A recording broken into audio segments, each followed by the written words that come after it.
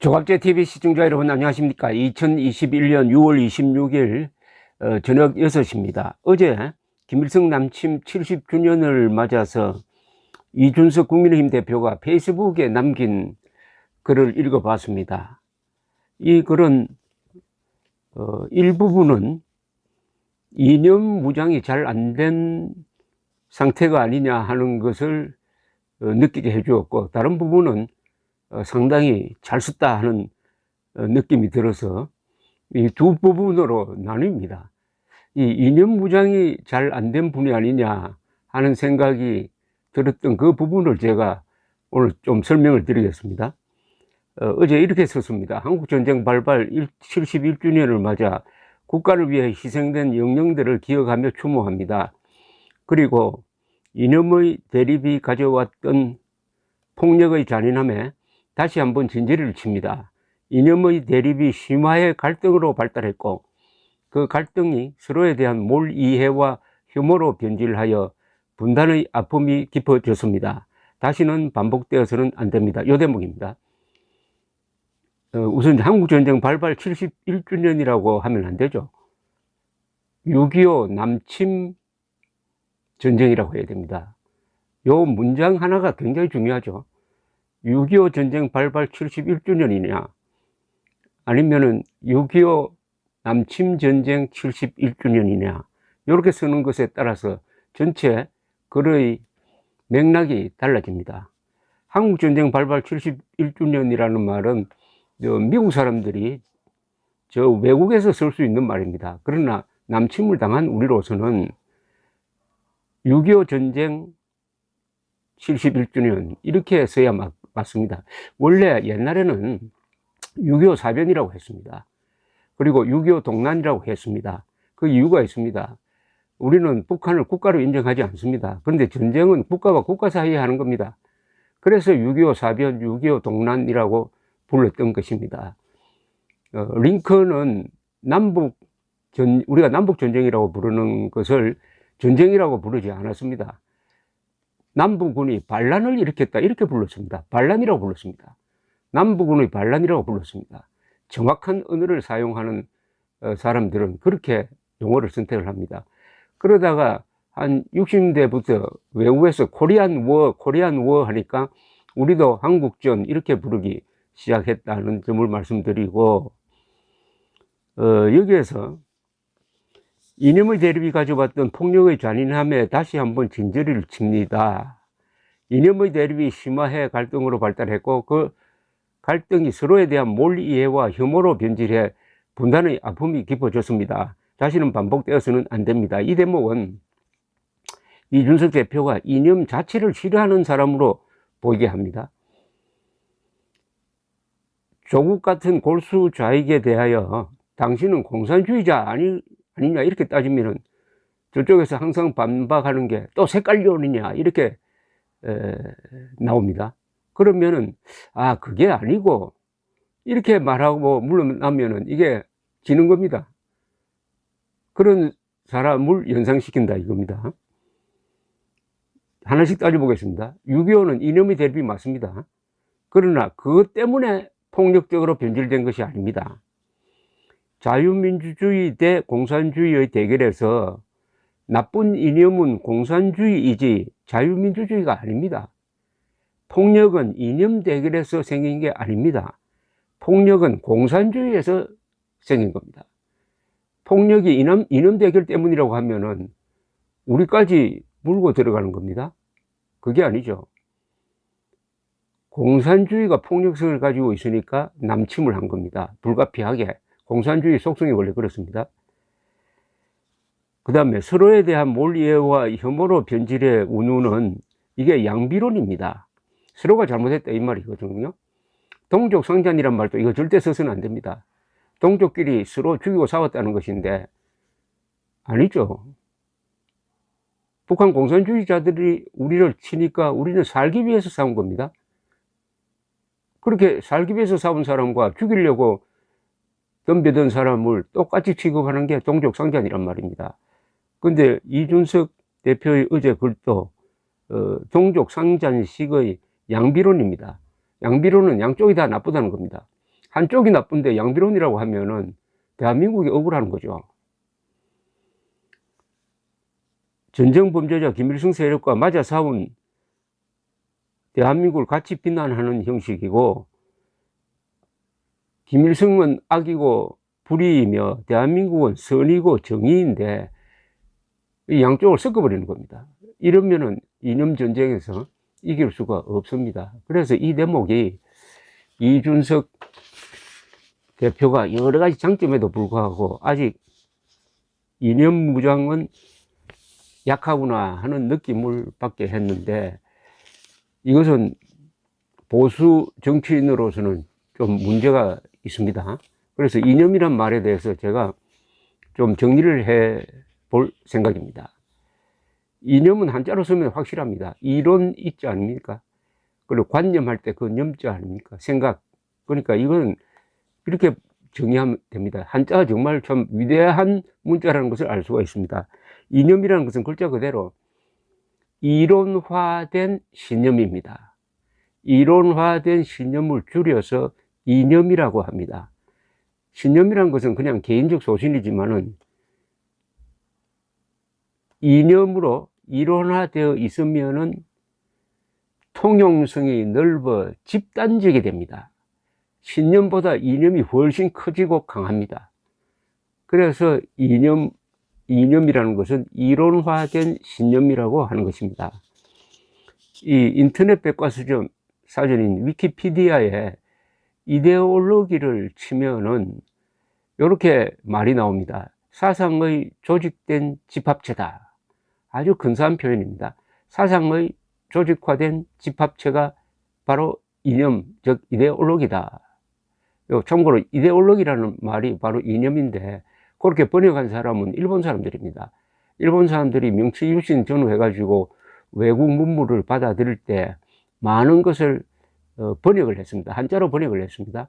디모크라시를 민주주의로, 내셔널리즘을 민족주의로, 뭐 언론, 우리가 쓰는 뭐 자본주의, 출판, 뭐 이런 거의 모든 용어가 일본 사람들이 만든 한자 조어입니다. 그 중에 하나가 이데올로기를 이념으로 번역을 했는데 정말 잘 번역한 겁니다. 오히려 이데올로기라는 말보다도 이념이 더 확실한 개념 규정을 하고 있습니다. 이념은 그러니까 한 사회와 구성원들에 대하여 살아가는 방식의 이상형을 제시한다고 합니다. 이것이 개인적인 삶의 방식에 대한 사상인 철학과 다른 점입니다. 이 이념은 집단적입니다. 그리고 굉장히 지향적입니다. 그래서 철학이나 사상과는 다르다 이거죠. 그래서 보수를 자칭하는 이들 중에서도 이념이란 말에 거의 본능적으로 거부감을 보이는 이들이 많습니다. 이념은 경직된 것이고 낡은 것이라는 선입감을 누가 불어넣었는지 아주 개탄스러운 모습입니다. 이념을 좌파의 전유물이라고 오해하는 이들도 있습니다. 이념하면 좌익이다 이렇게 생각하는 엉뚱한 생각을 하는 사람들이 있습니다. 그래서 제가 이념이란 말을 그 뿌리부터 정리를 해 드리겠습니다. 이념은 칼 마르크스나 레닌이 만든 말이 아닙니다. 이 사회주의자가 만든 말이 아니에요. 이념이란 말은 자유민주주의자가 만든 말입니다. 이걸 꼭 기억하시기 바랍니다. 이준석 대표가 이 방송을 듣는다면은 이념은 자유민주주의가 만든 말, 민주주의자가 만든 말입니다. 그러니까 이념이란 말을 자주 써야 합니다. 마르크스 레닌이 만든 말이 아니란 점을 꼭 기억하시기 바랍니다. 이념이란 말은 유럽의 문물을 일본이 도입할 때 번역한 단어라고 말씀드렸는데, 이 이데올로기란 말을 만든 사람은 프랑스의 계몽주의 철학자 안톤 데스투이트 더 트레시라는 사람이었습니다. 안톤 데스투이트 더 트레시는 1754년에 출생해가지고 나폴레옹 전쟁을 겪고 1836년에 죽은 귀족 출신이고 군인이기도 했습니다. 정치인 철학자였어요. 그는 영국의 민주주의 이론가 존 로크의 영향을 많이 받았다고 합니다. 1817년에서 1818년 사이에 이데올로기의 핵심들이라는 책을 썼습니다. 여기서 처음으로 이데올로기란 말이 생겼습니다. 그는 이데올로기를 사상의 과학이라고 정의를 했습니다. 이것도 근사한 정의인데, 제가 또 근사한 정의를 한 분을 한 사람 소개해 드리겠습니다. 황장엽 선생입니다. 이른바 주체서상의 창시자라고 불리는 황장엽 선생이 한국으로 오셨을 때 저는 아주 자주 만났습니다. 이분이 남긴 여러 가지 주옥과 같은 말이 많습니다. 그것은 북한 공산주의 집단과 싸우는데 우리의 무기가 될 만한 말들입니다.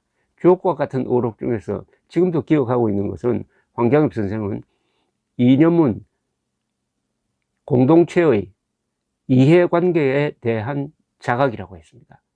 공동체의 이해관계에 대한 자각이다, 이념이. 얼마나 멋진 말입니까? 공동체의 이해관계를 알려면 누가 공동체의 적이냐, 누가 공동체의 우리 편이냐, PR을 구분하는 게 먼저죠. 그래서 이념무장이 된 사람은 대한민국의 적과 동지를 정확하게 구분한다. 여기서 모든 것이 출발된다, 이런 뜻이겠습니다. 제가 이념에 대해서 하나 더 보탠다면은, 이념은 이론화된 신념이다. 동시에 자기 정당성에 대한 확신입니다. 이념 무장이 된 사람은 내가 옳다는 확신을 갖게 합니다. 이념 무장된 한 사람이 이념 무장되지 않는 100명을 상대할 수 있는 힘이 바로 여기서 나오는 것입니다. 이 안톤 데스피트 더 트레시가 쓴 이데올로기의 핵심들이란 책은 유럽과 미국에 큰 영향을 주었습니다. 미국 독립 이념의 기초자라고 볼 수 있는 토마스 제퍼슨은 이 책을 영어로 번역할 때 편집을 했습니다. 칼 마르크스는 트레시를 부르주아 이론가라고 불렀습니다. 이 트레시는 군주제를 부정하고 미국식 공화주의를 지지했으며, 철학에서는 이성, 경제에서는 자유주의를 신봉했습니다.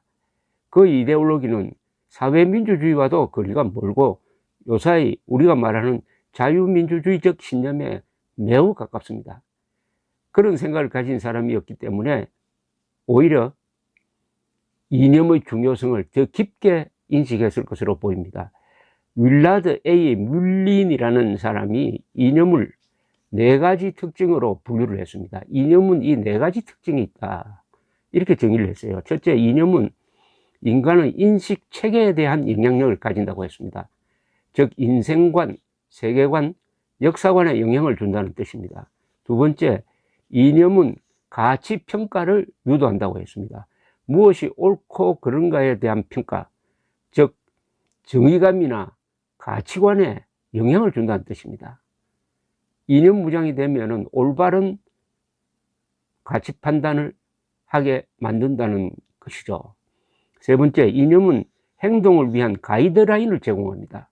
실천 방향에 영향을 준다는 뜻입니다. 네 번째, 이념은 이론적으로 일관성이 있어야 한다고 했습니다. 이게 정치에서 얼마나 중요하겠습니까? 문재인 정권의 모든 정책에는 이념이 깔려져 있습니다. 그렇게 욕을 많이 먹어가면서도 탈원전을 밀어붙이는 것도 그 밑에 극좌 이념, 개업투쟁론이라는 이념을 가지고 있기 때문이라는 것을 안다면은, 이준석 씨가 어제 글 쓴 대로 이념 그 자체를 무시해서는 안 될 것입니다. 이념은 우리가 피하려고 해야 피할 수 없는 것입니다.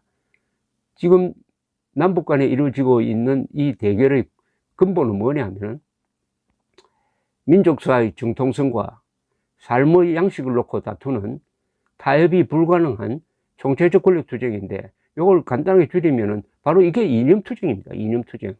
이념투쟁을 하는 마당에 저자들은 이념으로 무장했는데 우리 쪽은 이념 그거 별것 아니다 하면서 이념을 내어놓는다면은 뭘 가지고 싸우죠? 이 자유민주주의를 지금 뮬린이란 학자가 규정한 4가지 형태의 이념적 특징으로 설명할 수가 있습니다.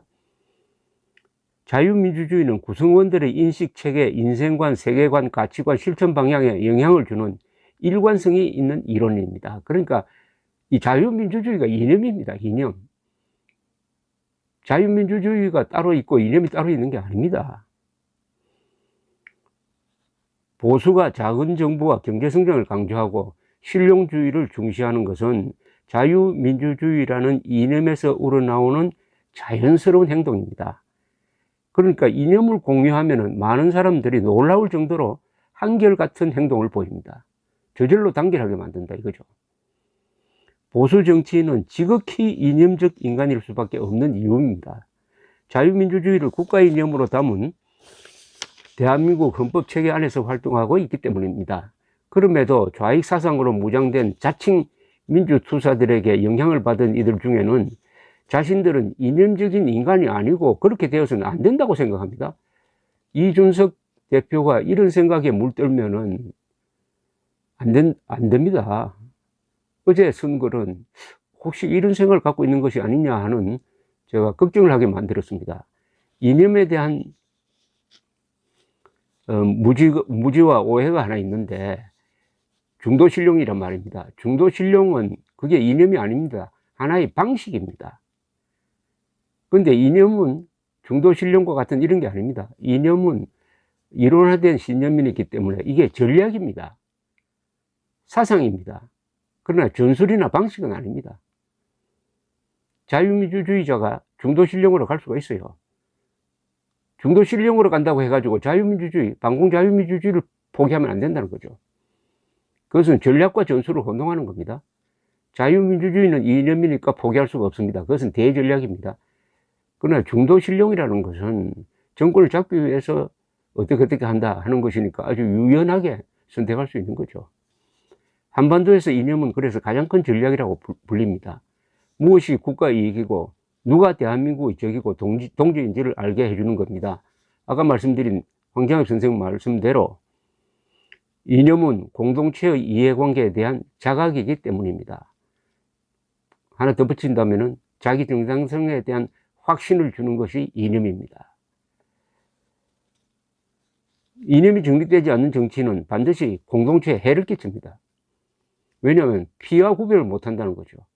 이준석 대표가 가진 여러 가지 장점이 이념적으로 정리되면은 더 큰 전략과 더 강한 일관성을 갖게 됩니다.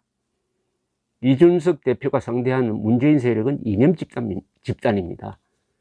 우리는 이들과 맞서서 더 센 이념과 더 강한 신념으로 무장해야 합니다. 우리는 이념형 지도자라야 합니다. 대한민국 70년 역사에서 가장 이념 무장이 잘 되었던 두 분이 바로 이승만, 박정희 대통령이었습니다. 반공자유민주주의 이념가였습니다. 그 반대 방향에서 이념 무장이 잘 된 사람이 바로 김대중 그리고 문재인이죠. 감사합니다.